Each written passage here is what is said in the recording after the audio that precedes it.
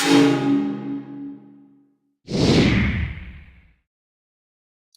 this video, we're going to talk about how to solve for density of a gas.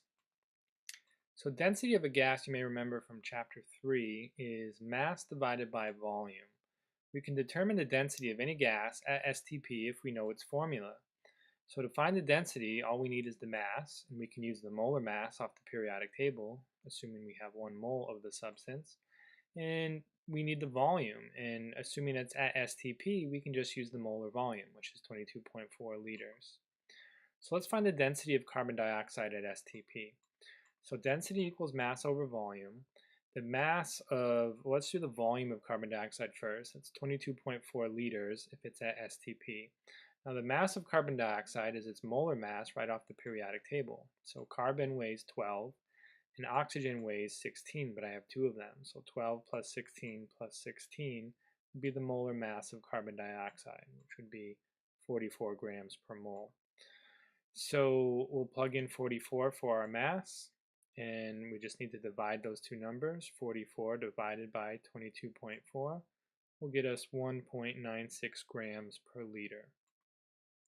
Let's do it another way. If given the density, we can find the molar mass of the gas. So again, pretend you have 1 mole and that's at STP, so the volume is 22.4 liters. We can modify the density formula to show that mass equals density times volume. So M, the mass, will be the molar mass of 1 mole since we have 22.4 liters of the gas. So here's an example problem. What is the molar mass of a gas with a density of 2.86 grams per liter? So our modified formula here, mass equals density times volume. We'll plug in for density 2.86 grams per liter. Just get that right from the formula. And then we're going to multiply it by the volume, which is the molar volume, 22.4 liters.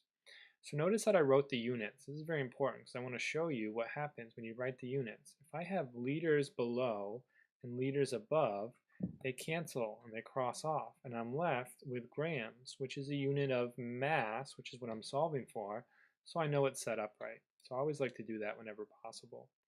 So 2.86 times 22.4 is 64 grams, would be the molar mass of that gas.